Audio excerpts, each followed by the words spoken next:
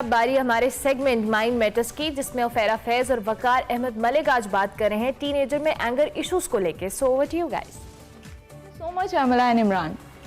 नाज़रीन, आजकल पेरेंट्स की बहुत ज़्यादा शिकायत आती है कि उनका जो बच्चा है, ख़ासतौर पे मैं बात कर रही हूँ टीनेजर्स की, जो 12 साल से 19 साल के बीच में बच्चे हैं, उनमें एंगर इश्यूज जो हैं वो बहुत ज़्यादा पाए जाते हैं। वो अपने पेरेंट्स से एक डिस्टेंस पर आ जाते हैं, क्योंकि जो छोटा बच्चा होता है उसको तो किसी भी तरीके से भला फुसला के नॉर्मल किया जा सकता है, लेकिन एक इतना बड़ा बच्चा, उसको किस तरह से कंट्रोल कर सकते हैं, आज हम इसके ऊपर बात करेंगे।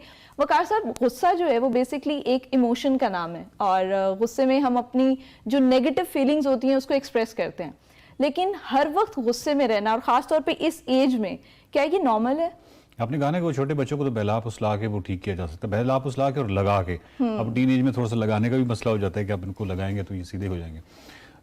टीन एज जो है वो सबसे प्रॉब्लमेटिक समझी जाती है, और हर बंदा ये कहता है कि आप जब चाइल्ड साइकोलॉजी की बात करते हैं तो वो तो चलो ठीक है, छोटे बच्चे तो बंदा कुछ कर लेता है, लेकिन असल जो चैलेंज है वो टीन एज का है। मैं समझता हूँ कि जो चैलेंज हम समझते हैं, चैलेंज हमने खुद खैर पैदा किया होता है। छोटे बच्चों की जो मामला है वो उसमें ये है कि वो छोटे बच्चे साहिब राय नहीं होते, अपना को ख़ास उस तरह ओपिनियन नहीं रखते, या बहुत ही हमारे शैडो में पल रहे होते हैं।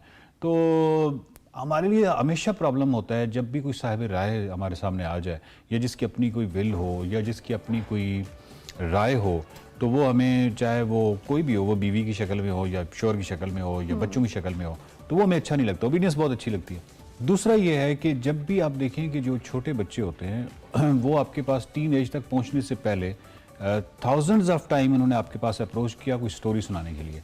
आपने उनको आउट किया स्टोरी सुनने से। कोई भी पॉलिटिकल एक्टिविटी जो भी उस टीवी पे चल रही थी वो अहम थी, बच्चे की स्टोरी अहम नहीं थी। और बच्चे की स्टोरी को आपने नहीं सुना, वो जब आपके पास, और अगर आपने सुना भी है तो आपने एक्चुअली उस एसेंस के साथ या उस लेवल, उस टेंशन के साथ नहीं सुना जिस पे बच्चा चाहता है। जब वो टीन एज में पहुंचता है तो वो क्यों आपको अपनी स्टोरी से क्यों आउट करता है, उसकी वजह ये कि वो जब उन बच्चों के साथ, जब वो बड़ा हो रहा होता है, वो स्कूल में जाता है और अपने जो उसके क्लास फेलोज हैं उनके साथ जब वो कोई भी स्टोरी शेयर करता है, वो चाहे गॉडजिला की स्टोरी हो या वो कोई एनीथिंग, वो जो अभी मॉडर्न जो भी चल रहा, कोई भी स्टोरी हो, तो वो जो दूसरा बच्चा है वो इस तरह सुनता है, उसका जो हम उम्र होता है कि उसका मुंह खुले का खुला होता है, और वो इतनी तवज्जो के साथ सुन रहा होता है, वो इन्वॉल्व हो जाता है। तो पहले तो बच्चे को ऑडियंस मुयस्सर नहीं थी, सामीन मुयस्सर नहीं थे उस स्टोरी सुनाने के, अब उसको मुयस्सर है।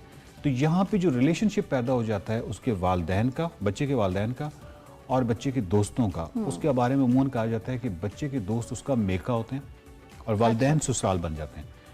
अब इसकी सबसे बड़ी मिसाल ये है कि आप देखिए कि वालिद जो है अपने बच्चे को अगर ये कहे कि तुम्हारा वो फलां वाला दोस्त जो है निकम्मा है और आवारा करता है, तो बच्चे पे अंदर से जो उसके अंदर जो उसको गुस्सा उस वक्त चल रहा होता है, क्यों? क्योंकि अब वो उसका मेका है ना, उसके मेके के बारे में कोई कैसे कुछ कह सकता है, और वो ज्यादा अटैच हो जाते हैं, वो स्टोरी शेयर कर रहे हैं। एक्चुअली बुनियादी तौर पे स्टोरी है ना, स्टोरी इतनी बड़ी चीज़ है, इतनी बड़ी चीज़ है।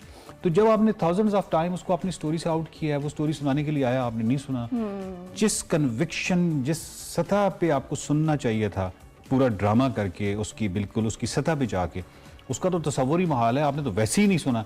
अब जब वो टीन एज में आ गया, वो भी नहीं सुनेगा, वो ऑफकोर्स वो डिस्टेंस एक पैदा हो जाएगा, और वो उन बच्चों के साथ उनका जो बिहेवियर है, वो जो भी है वो अडॉप्ट करना शुरू कर देगा। आपके लिए वो बिहेवियर क्योंकि बड़ा अजनबी है, तो डेफिनेटली आप इसको बड़ा, आपके लिए अब ऊपर से वो साहिब राय हो जाएगा। तो जब साहिब राय बंदा, वैसे ही हमें अच्छा नहीं लगता जिस तरह हमारी तरह की सोसाइटीज़ हैं।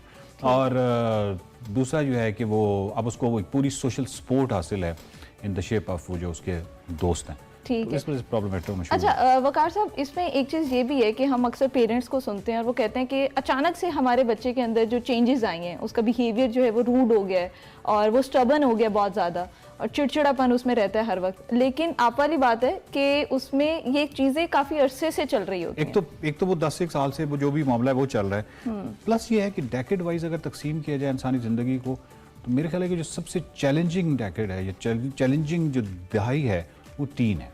यानी ये इतनी चैलेंजिंग है कि आप इमेजिन करें कि जो भी हार्मोनल तब्दीलियाँ आपकी हो रही हैं, जो भी अच्छा कॉग्निशन आपकी इतनी अभी स्ट्रांग नहीं है, इतनी कि आपके वो जो स्टॉर्म पैदा हो रहा है अमिगडाला से, इमोशंस का, वो उसको कंट्रोल कर सके, मतलब वो इतनी चैलेंजिंग है। तो मैं अभी भी बहुत सारे टीनेजर जो है बच्चे, उनके वालिदैन की शिकायत करते हैं, तो मैं उनको कहता हूँ कि अगर इनको इनकी बायोलॉजी का पता हो, जो जिस सतह से ये बच्चा गुजर रहा है, और इनके जो रवैये हैं जो कि 10 साल इब्तदाई में जो स्टोरी से इन्होंने बाहर किया है, इन तमाम चीज़ों को अगर देखा जाए तो ये बच्चा बहुत अच्छा है। यानी इनका अपनी शिकायतें अपनी जगह पे, बट बच्चा जो है वो बहुत अच्छा है। वो कितनी चीज़ों से एट अ टाइम लड़ रहा है, तो वो बच्चा जो है उसके साथ मेरी इसलिए हमदर्दी होती है, टीनेजर जो है स्पेशली उनके साथ। हाँ, आप अगर उनके साथ कुछ करना चाहते हैं तो वो कोऑपरेशन मॉडल पे कर सकते हैं। वही कोऑपरेशन मॉडल अगर आपने बचपन से कैरी किया हुआ है चाइल्ड डेवलपमेंट से, उसी कोऑपरेशन मॉडल को आप आगे लेके चलते हैं और उनकी स्टोरी के साथ रहते हैं, तो तभी वो आपके साथ कुछ शेयर करते हैं। जब वो आप देख लें कि मैं तो अमूमन कहता हूँ कि बच्चों के साथ वालिदैन के जो ताल्लुक़ का जो पैमाना है कि वो कितना अच्छा ताल्लुक़ है, वो सिर्फ एक है कि स्टोरी शेयरिंग कितनी है। वो अपनी पर्सनल बातें, वैसी बातें जो कि वो बहुत ही वो आपके साथ शेयर कर रहा है या नहीं कर रहा है, तो जो जितना शेयर कर रहा है ये बेसिकली इस पैमाने को आप तमाम ह्यूमन रिलेशनशिप्स पे कर सकते हैं। कौन से दो दोस्त कितने गहरे हैं, इट ऑल डिपेंड्स कि उनका शेयरिंग डाटा कितना ज्यादा है। ठीक है, तो वालिदैन और बच्चों के साथ भी ये है, जितना शेयरिंग डाटा है इतनी कंक्रीट उनका आपस में है। मतलब वही चीज हो गई कि पेरेंट्स का और बच्चों का जो बॉन्ड है वो स्ट्रांग होना चाहिए। अच्छा वकार साहब, यहाँ पे एक अगर हम इसको एक दूसरे पर्सपेक्टिव से देखें, क्योंकि बहुत से टीनेजर्स भी हो सकते हैं हमें सुन रहे हो यहाँ पे, तो उनको आप क्या कहना चाहेंगे कि गुस्सा जो है वो हेल्दी होते हैं या अनहेल्दी होते हैं? वो मैं एक्चुअली मसला ये है कि टीनेजर को जो भी कहूँगा वो सुन लेंगे और उसके बाद उस पर अमल नहीं करेंगे। अगेन वो एक कैसे फेज में है। ठीक है, अब वो देखिए ये कोई ऐसी चीज़ नहीं है, मिसाल के तौर पर उनको पता है कि सच बोलना चाहिए, उनको पता है कि गुस्सा बहुत बुरी चीज़ है, वो ये सारी चीज़ उनको पता है। जब वो तूफान आएगा, वो जो स्टॉर्म आएगा, तो वो सारी चीज़ें बह जाती है ना। वो इस एज में है, यानी इतनी पावरफुल वो चीज़ है कि अभी उनकी कॉग्निशन ने तरक्की करनी है और बार बार तजर्बे करने। इंसान का है यही है, तजर्बा करता है फिर सीखता है, तजर्बा करता है फिर सीखता है, सीखता है। मैं यहाँ पे इस उम्र में बैठ के उनको ये जितनी मर्जी बातें करता रहूँ, अगेन वो बहुत सारी चीजें जो है वो अपने एक्सपीरियंस से सीखेंगे। मुझे लगता है आपकी इन बातों के बाद जो है ना आप बच्चों के फेवरेट साइकोलॉजिस्ट बन जाएंगे। हमेशा से हूँ मैं, तो बच्चे का मुकदमा मतलब बच्चों को वकील कहते हैं मुझे, इसलिए कहते हैं कि मतलब है तो बिल्कुल बच्चों के साथ जबरदस्त। अच्छा वकार साहब, जो पेरेंट्स हैं वो किस तरह से डील करें अपने इन बच्चों से, उन्हें क्या कहना चाहेंगे? डिपेंड कि अगेन कुछ ऐसे लोग होते हैं जो कि टीन एजर उनका बच्चा होता है, वो आपसे आके कुछ पूछते हैं ये समझते हुए कि आपके पास कोई तवीज़ या कोई ऐसी दवाई की शक्ल में ऐसी चीज़ है जो कि वो बच्चे को देंगे और वो ठीक हो जाए। साइकोलॉजी इस तरह काम नहीं करती। सबसे पहले तो उन वालिदैन को ये समझाना कि ये जितना भी खराबियां हैं ये बेसिकली आपके पिछले 10-15 सालों के रवैये हैं। 10-15 सालों का बिगाड़ किसी एक टैबलेट से ठीक नहीं होगा या उस तरह ठीक नहीं होगा। इसके लिए फिर अगेन पूरी एक कार्रवाई है और वो कार्रवाई अगेन अब इमेजिन है कि वो सारी एक विशेष सर्कल में हम चल रहे होते हैं ना। वो पिछले 15 साल का बिगाड़ किसने पैदा किया? कम इल्म कम आगाह वालिदैन ने किया। तो 15 साल के बाद अगर 15 साल या 13 साल का बच्चे की उम्र है और वो आपके पास आए हैं, तो मुझे पता है कि अब इनको जो पहले जो बिगाड़ कम इल्मी की वजह से है, तो अचानक वो आलम तो नहीं बन गए, तो उन्होंने वो बिगाड़ फिर भी जारी रखना, वो जो मर्जी करते रहे, क्योंकि उनकी एजुकेशन इज द की और कोई ऐसी चीज नहीं है। मतलब हार्श भी नहीं होना चाहिए पेरेंट्स को अपने। नहीं, डेफिनेटली आप तस्वीर ही ना करें। आप ये कर सकते हैं, हाँ ये है कि बच्चों के साथ अपने आगे चलना है। अभी भी अगर कोई बिगाड़ है ये, तो उनके साथ जो आपकी कम्युनिकेशन है वो इमोशनल सिग्नलिंग की बुनियाद पे होनी चाहिए, ये इमोशनल बुनियादों पे होनी चाहिए। इमोशनल एक्सप्लॉयटेशन उसको आप कह लें, आप उसको इमोशनली एक्सप्लॉयट करते हैं।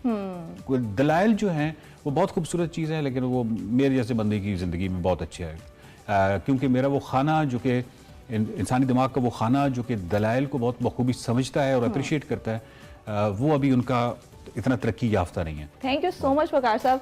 और जैसे कि आपने सुना कि अगर आपका बच्चा जिद्दी है, खासतौर पर टीनेजर, तो आप उसको इमोशनली हैंडल कर सकते हैं और उसको एक ट्रैक के ऊपर ला सकते हैं। इसी के साथ मुझे और वकार साहब को इजाज़त दीजिए। उम्मीद करते हैं कि आपको आज का ये सेगमेंट पसंद आया होगा।